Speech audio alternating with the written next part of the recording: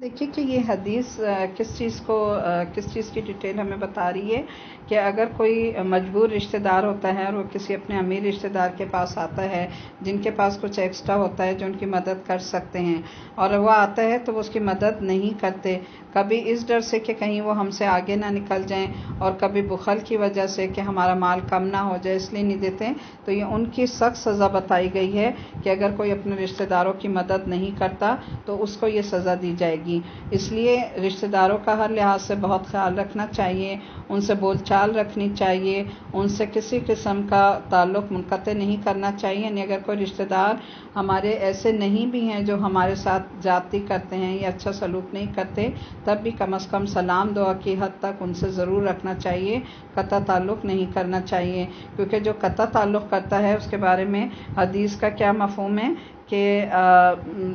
جنت میں داخل نہیں ہوگا جو قطع تعلق کرتا ہے۔ تو اتنا تعلق ضرور رکھیں کہ ان کے خوشی غم میں شریک ہو جائیں یا ان کے ساتھ سلام دعا، لیکن بالکل کاٹ دینا رشتہ داروں کو یہ بہت سخت گناہ ہے، اور یہ دیکھیں جو حدیث ہے کہ اس کے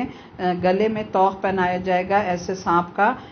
جس کو شجا کہا جائے گا۔ تو ہر حال میں ہمیں رشتہ داروں کا تعلق جو ہے وہ رکھنا چاہیے اور ان کا خیال بھی رکھنا چاہیے، جو ہم مدد کے مستحق ہیں ان کی مدد کرنی چاہیے۔ جنگ احد میں بہت سے مسلمان شہید ہو گئے تھے، 70 لوگ شہید ہو گئے تھے، گویا 70 گھرانوں میں بیوہ خواتین اور یتیم بچے تھے، لہٰذا سب کی ضروریات کو پورا کرنا، انہیں تحفظ فراہم کرنا، ان کے مال کی حفاظت، ان کے مال کی تقسیم، یہ سب نئے مسائل تھے جو اب معاشرہ جس سے دو چار تھا جنگ احد کے بعد۔ آیت نمبر 2 میں ہے یتیموں کو ان کے مال واپس دو، اچھے مال کو برے مال سے بدل نہ دو، اور ان کے مال اپنے مال کے ساتھ ملا کر نہ کھا جاؤ، یہ بہت بڑا گناہ ہے۔ یعنی اگر یتیموں کا کوئی اچھا مال ہے تو انہیں اپنے مال کے ساتھ بدل کے نہیں کہ اپنا برا مال ان کے مال میں رکھ دیں اور ان کا اچھا مال لے لیں، یہ چیز جو ہے وہ صحیح نہیں ہے، گناہ ہے۔ آیت 3 ہے، اور اگر تم یتیموں کے ساتھ بے انصافی کرنے سے ڈرتے ہو، جو عورتیں تم کو پسند آئیں ان میں سے 2 3 3 4 سے نکاح کر لو۔ یہ اجازت اس لیے دی گئی تھی کہ حکم کی نہیں ہے بلکہ صرف رخصت تھی، اور یہ اب بھی ہے۔ جب اس معاشرے کے اندر بہت سی خواتین بیوہ ہو گئی تھیں تو اس وقت یہ اجازت دی گئی تھی کہ تاکہ بیوہ عورتوں کو نکاح کر کے سہارا دیا جائے، لیکن اگر تمہیں اندیشہ ہو کہ ان کے ساتھ عدل نہیں کر سکو گے، پھر ایک ہی بیوی کرو یا ان عورتوں کو زوجیت میں لاؤ جو تمہارے قبضے میں آئیں۔ بے انصافی سے بچنے کے لیے یہ زیادہ قرین ثواب ہے۔ اب دیکھیں اگر کوئی مرد جو ہے، پہلے تو یہ تھا زمانہ جاہلیت میں کہ عورت کو کوئی حیثیت نہیں تھی تو ایک مرد جتنے چاہتا نکاح کر لیتا، لیکن بعد میں اسلام آنے کے بعد اس پہ ایک لمٹ میں رکھ دیا گیا تھا کہ 4 سے زیادہ نکاح مرد نہیں کر سکتا۔ لیکن یہ ہے کہ وہ بھی اگر کوئی مرد 2 شادیاں کرتا ہے اور ان میں برابری کرتا ہے تو ٹھیک ہے، لیکن اگر نہیں کرتا تو قیامت کے دن وہ اس حال میں اٹھایا جائے گا کہ وہ اپنے آدھے دھڑ کے ساتھ اٹھے گا، یعنی اللہ تعالیٰ اس کے دھڑ کو تقسیم کر دیں گے، یہ اس کی سزا ہے۔ لیکن اگر تمہیں اندیشہ ہو کہ ان کے ساتھ عدل نہیں کر سکو گے تو پھر ایک ہی بیوی کافی ہے، یہ زیادہ قرین ثواب ہے۔ آیت 4 ہے، اور عورتوں کے مہر خوشدلی کے ساتھ فرض جانتے ہوئے ادا کرو، البتہ اگر وہ خود اپنی خوشی سے مہر کا کوئی حصہ تم کو معاف کر دیں تو تم اسے مزے سے کھا سکتے ہو۔ تو آپ دیکھیں کہ عورت کا مہر ادا کرنا جو ہے مرد کے فرائض میں سے ہے کہ وہ اس کو خوشدلی سے، خوشی کے ساتھ، یہ نہیں کہ کوئی اپنے اوپر وہ سمجھ کے کہ فائن دینا ہے، کچھ نہیں، بلکہ خوشی سے ادا کریں۔ اور جو شخص بیوی کو مہر دینے کی نیت نہیں رکھتا اور وہ اسی حال میں مر جاتا ہے تو حدیث میں آتا ہے کہ یعنی بیوی کو مہر نہ دینا اتنا بڑا جرم ہے کہ حدیث میں آتا ہے کہ رسول صلی اللہ علیہ وسلم نے فرمایا کہ جس شخص نے تھوڑے یا زیادہ مہر پر عورت سے شادی کی اور اس کے دل میں نیت نہیں کہ وہ اس کا حق ادا کرے گا تو اس نے اس کو دھوکہ دیا، پھر اگر وہ مر گیا اور اس نے اس کا حق ادا نہیں کیا تو وہ قیامت کے دن اللہ سے اس حال میں ملاقات کرے گا کہ گویا وہ زانی ہے۔ تو آپ دیکھیں جو لوگ لکھ لیتے ہیں نا، لمبے چوڑے مہر لکھ لیتے ہیں اپنی شان کے لیے، لیکن بعد میں کہتے ہیں کون سا ادا کرنا ہے یا جب طلاق ہوگی تو ادا، تو ایسا نہیں ہے، بلکہ یہ عورت کا ایک حق ہے جو ہر حال میں خوشدلی سے شوہر کو ادا کرنا چاہیے۔ یعنی بیوی کو مہر نہ دینا اتنا بڑا جرم ہے کہ مرد شادی کر رہا ہے، عیاشی کر رہا ہے، اس کا تو کچھ نہیں، اس کا تو ایک ایک دو دو تین تین چار چار کی اجازت دی گئی، لیکن دوسری طرف مردوں کی ذمہ داریاں بھی بڑی ہیں۔ آیت 5 ہے، اور اپنے وہ مال جنہیں اللہ نے تمہارے لیے قیام زندگی کا ذریعہ بنایا ہے نادان لوگوں کے حوالے نہ کرو، البتہ انہیں کھانے اور پہننے کے لیے دو اور انہیں نیک ہدایت کرو۔ آپ دیکھیں کہ اگر یتیم کا کوئی مال آپ کے پاس ہے اور وہ ابھی چھوٹے ہیں، ناسمجھ ہیں، اور وہ اسے ابھی سنبھال کر نہیں رکھ سکتے، تو پھر اس وقت انہیں نہ دو۔ بعض لوگ جو ہیں وہ بھڑکاتے ہیں کہ فلانا تمہارا چاچا ہے، یہ ماما اس کے پاس ہے، اپنا لے لو ورنہ وہ ہڑپ کر جائے گا، تو ان کی باتوں میں نہیں آنا چاہیے، بلکہ اس کے مال کی حفاظت کرنی چاہیے۔ اور اگر اس کا مال نہیں دیں گے یا اس کو پہلے سے دے دیا تو وہ اس سے زیادہ بے وقوفی وہ کرے گا جو اس کو مال جو ہے وقت سے پہلے دے دے، تو اس کے مال کی حفاظت جو ہے وہ اس کا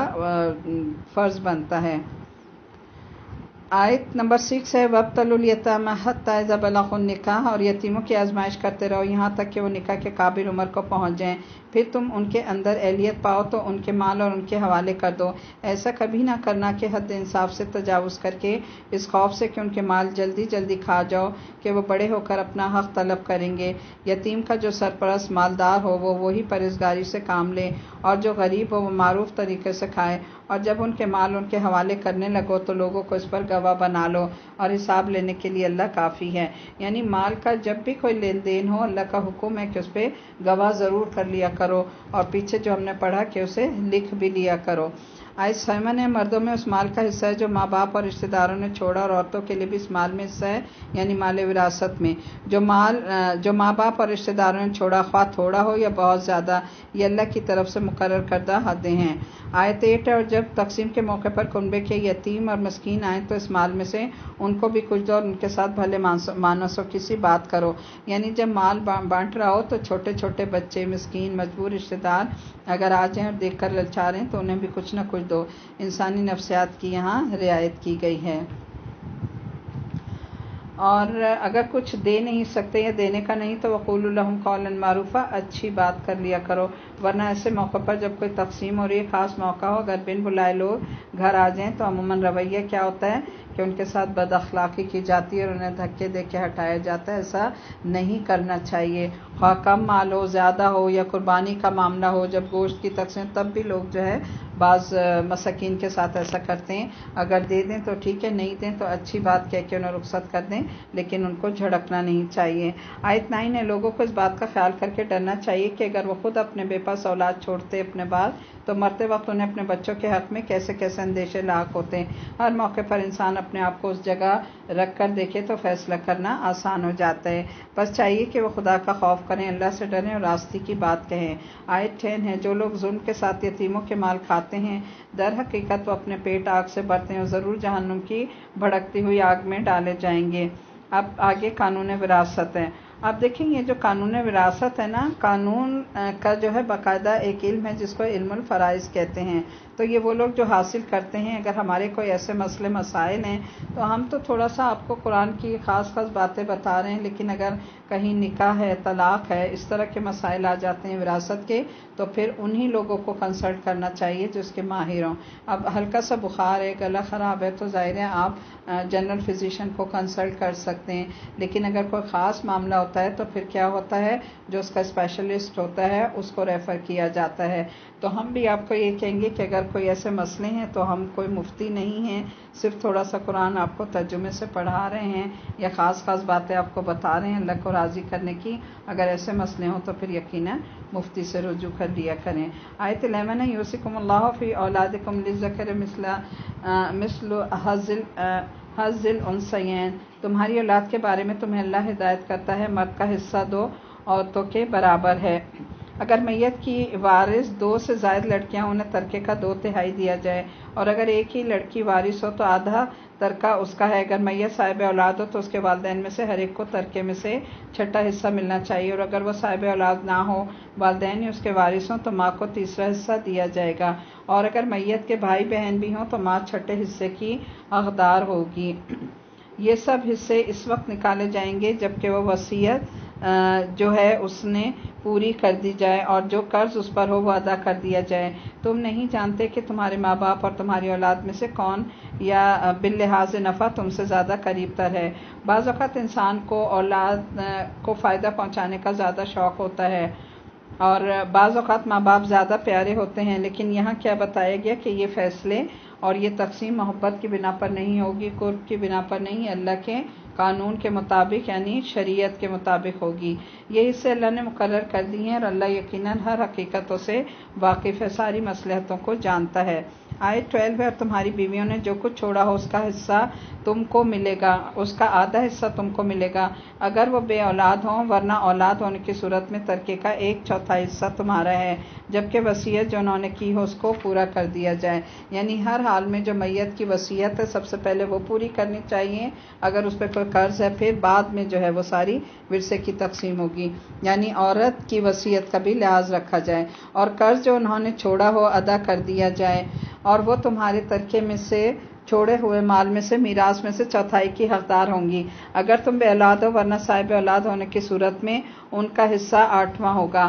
1/8 کے بعد اس کے جو وصیت تم نے کی ہو وہ پوری کر دی جائے اور جو قرض تم نے چھوڑا ادا کر دیا جائے، اور اگر وہ مرد یا عورت جس کی میراث تقسیم طلب ہے بے اولاد بھی ہو اور اس کے ماں باپ بھی زندہ نہ ہوں مگر اس کا ایک بہن یا بھائی موجود ہو، تو بھائی اور بہن ہر ایک کو 1/6 حصہ ملے گا، اور بھائی بہن ایک سے زیادہ ہوں تو کل ترکے کے 1/3 میں وہ سب شریک ہوں گے، جبکہ جو وصیت کی گئی ہے وہ پوری کر دی جائے اور جو قرض میت نے چھوڑا ہو وہ ادا کر دیا جائے۔ انسان کو اپنے مال میں سے کتنا؟ صرف 1/3 کی اجازت ہے کہ وہ اس پر وصیت کر سکتا ہے، اور اگر کوئی قرض ہے یا کسی نیکی یا خیر یا صدقہ جاریہ کے پروجیکٹ میں پیچھے والوں کو دے جائے تو پیچھے والوں کو اس کی وصیت کی پابندی کرنی چاہیے کہ اگر اس نے کسی نیکی کے کام میں کوئی مسجد بنوانی یا مدرسہ بنوانا یا کسی دین کے کام میں لگانے کی وصیت کی جائے یا کسی پروجیکٹ کی، تو انہیں اس کی وصیت پوری کرنی چاہیے۔ اور اگر میت نے قرضہ چھوڑا ہو سب سے پہلے قرض کا فرض ادا کیا جائے گا، لیکن وصیت کے لیے شرط کیا ہے کہ وہ ضرر رسا نہ ہو، یعنی ایسی وصیت نہ ہو جس سے وارثوں کا حق مارا جائے۔ ابو زید سے روایت ہے کہ ایک انصاری نے اپنی موت کے وقت اپنے غلام آزاد کر دیے تو نبی صلی اللہ علیہ وسلم نے فرمایا اگر میں اس کے دفن کیے جانے سے پہلے حاضر ہوتا تو وہ مسلمانوں کے قبرستان میں دفن نہ کیا جاتا، یعنی اس نے کیا کیا؟ حقداروں کی حق تلفی کی اور اپنی زندگی میں ہی وہ اس لیے دے گیا کہ آگے جو ہے ورثہ کو نہ ملے۔ یہ حکم ہے اللہ کی طرف سے اور اللہ دانا و بینا اور نرم ہے۔ آیت 113 یہ اللہ کی مقرر کردہ حدیں ہیں، جو اللہ اور اس کے رسول کی اطاعت کرے گا اللہ اسے ایسے باغوں میں داخل کرے گا جن کے نیچے نہریں بہتی ہوں گی اور ان باغوں میں وہ ہمیشہ رہے گا، اور یہی بڑی کامیابی ہے۔ اور جو لوگ اللہ اور اس کے رسول صلی اللہ علیہ وسلم کی نافرمانی کریں گے اور اللہ کی مقرر کردہ حدوں سے تجاوز کرے گا، اللہ اسے آگ میں ڈالے گا، یعنی وراثت کی تقسیم جو ہے آگ میں لے جانے کا باعث ہے۔ اس لیے انسانوں کی محبت میں اللہ کے قوانین کو مت بدلیں، یعنی جو قانون اللہ نے دے دیا، جس طرح قرآن میں اللہ نے دیکھیں کہ وراثت کی جو تقسیم ہے خود اپنے ہاتھ سے کی ہے، اس کو نبی کریم صلی اللہ علیہ وسلم پر بھی نہیں چھوڑا، اللہ نے خود قرآن میں اس کے سارے حصے بتائے ہیں کہ کس کو کتنا ملے گا اور اس کے مطابق ہی ورثہ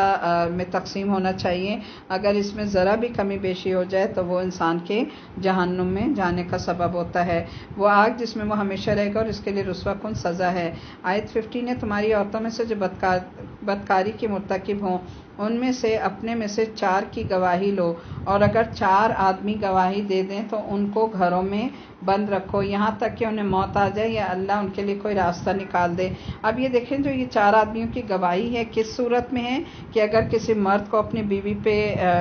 کوئی شک ہے یا کچھ بھی ہے کہ وہ جو ہے بدچلنی کا شکار ہو رہی ہے تو پھر وہ 4 گواہ پیش کرے گا۔ اب یہ 4 گواہ جو ہے یہ ڈیورس کی صورت میں نہیں ہے بلکہ کس صورت میں ہے کہ اگر اپنی بیوی سے اسے کوئی غلط کام کا اندیشہ ہے تب وہ گواہ پیش کرے گا، پھر اس کے بعد جو ہے وہ راستہ نکالا جائے گا۔ آیت 16 ہے تم میں سے جو کوئی اس فعل کا ارتکاب کرے، یعنی ہوموسیکسولیٹی کی سزا یہاں بتائی جا رہی ہے کہ اور تم میں سے جو کوئی اس فعل کا ارتکاب کرے ان دونوں کو تکلیف دو، پھر اگر وہ توبہ کر لیں اور اپنی اصلاح کر لیں تو انہیں چھوڑ دو کہ اللہ بہت توبہ قبول کرنے والا اور نہایت رحم کرنے والا ہے۔ نبی کریم صلی اللہ علیہ وسلم نے فرمایا، حدیث کا مفہوم ہے کہ کوئی مرد کسی دوسرے مرد کی پردے کی چیز نہ دیکھے، اور نہ کوئی عورت کسی دوسرے عورت کے پردے کی چیز دیکھے، نہ کوئی مرد کسی دوسرے مرد کے ساتھ ایک کپڑے میں جسم کے ساتھ جسم ملا کر لیٹے، اور نہ کوئی عورت دوسری عورت کے ساتھ ایک کپڑے میں جسم کے ساتھ جسم ملا کر لیٹے۔ یہ حدیث ہے، ٹھیک ہے۔ اس چیز کو حرام قرار دیا گیا ہے، یعنی دو عورتیں ایک کپڑے میں یا ایک چادر میں نہیں لیٹ سکتی۔ اور جو توبہ کر لیں اللہ تعالیٰ ان کی توبہ قبول فرما لیتے ہیں۔ اگر ماضی میں کچھ ایسا گناہ ہو چکا تو اس پر توبہ کر لیں تاکہ آخرت کی مصیبت سے بچ جائیں۔ آیت 17 ہے، ہاں یہ جان لو کہ اللہ کی توبہ کی قبولیت کا حق انہی لوگوں کے لیے ہے جو نادانی کی وجہ سے کوئی برا فعل کر گزرتے ہیں اور اس کے بعد جلد ہی توبہ کر لیتے ہیں۔ ایسے لوگوں پر اللہ اپنی نظر عنایت سے پھر متوجہ ہو جاتا ہے، اور اللہ ساری باتوں کی خوب خبر رکھنے والا دانا بینا ہے۔ آیت 18 ہے، مگر توبہ ان لوگوں کے لیے نہیں جو برے کام کرتے چلے جائیں، یعنی یہ نہیں ہے، اس کو آپ انڈر لائن کر لیں کہ توبہ ان لوگوں کے لیے نہیں ہے جو برے کام کرتے چلے جائیں، یعنی اس آس پہ گناہ کرتے رہنا کہ ہم توبہ کر لیں گے تو یہ جو ہے غلط ہے۔ ایسا نہیں، بلکہ توبہ کی کنڈیشن یا توبہ کی شرائط کیا ہیں کہ انسان اپنے گناہ کا اعتراف کرے، آئندہ نہ کرنے کا عہد کرے اور پھر کبھی نہ کرے، تب انسان کی توبہ قبول ہوتی ہے۔ یہاں تک کہ جب ان میں سے کسی کی موت کا وقت آ جاتا ہے تو وہ کہتا ہے کہ اب میں نے توبہ کی، اور اسی طرح توبہ ان کے لیے بھی نہیں جو مرتے دم تک کافر رہیں۔ ایسے لوگوں کے لیے ہم نے دردناک سزا تیار کر رکھی ہے۔ آیت 19 ہے، یا ایھا الذین آمنو، اے لوگو جو ایمان لائے ہو، تمہارے لیے حلال نہیں کہ زبردستی عورتوں کے وارث بن بیٹھو، اور نہ یہ حلال ہے کہ انہیں تنگ کر کے اس کے مہر کا کچھ حصہ اڑانے کی کوشش کرو جو تم نے انہیں دیا ہے۔ ہاں اگر وہ کسی سری بد چلنی کے مرتکب ہوں تو ضرور تمہیں یہ حق حاصل ہے کہ ان کے ساتھ بھلے طریقے سے زندگی بسر کرو۔ وَعَاشِرُوهُنَّ بِالْمَعْرُوفِ فَإِن كَرِهْتُمُوهُنَّ، پھر اگر وہ تمہیں ناپسند ہوں۔ اب اس آیت کو بھی ذرا ہائی لائٹ کر لیجئے کہ حکم کیا دیا ہے مردوں کو کہ اپنی بیویوں کے ساتھ وَعَاشِرُوهُنَّ بالمعروف، معروف طریقے سے زندگی بسر کرو، یعنی اگر ایک بیوی تمہیں اچھی نہیں لگتی تو یہ نہیں کہ بس طلاق دے دو اگر وہ تمہیں پسند نہ ہو، مگر اللہ نے اسی میں ہو سکتا ہے تمہارے لیے کوئی بھلائی رکھ دی ہو، وہ بہت خدمتگار ہو یا اس کے بچے بہت اچھے ہوں اور اس سے تمہارے رزق میں برکت ہو۔ اس لیے ظاہری شکل و صورت یا ظاہری عادتوں سے پریشان ہو کر فوراً ہی رشتے کو ختم نہ کرو، بلکہ اللہ تعالیٰ سے اسی میں اپنے لیے خیر مانگو۔ آیت 20 ہے، اور اگر تم اپنی ایک بیوی کی جگہ دوسری بیوی لانے کا ارادہ کر ہی لو، یعنی اگر نہیں گزارا ہو رہا اور اسے ڈیورس ہی کرنا چاہ رہے ہو اور دوسری شادی کرنا چاہ رہے ہو تو تم نے اسے یعنی پہلی بیوی کو ڈھیر سارا جو مال دیا ہے اس میں سے کچھ واپس نہیں لینا۔ کیا تم اسے بہتان لگا کر اور سری ظلم کر کے واپس لوگے؟ یعنی اگر تم نے اسے کوئی بھی زیور یا بری یا کچھ بھی جو اس کو دیا ہے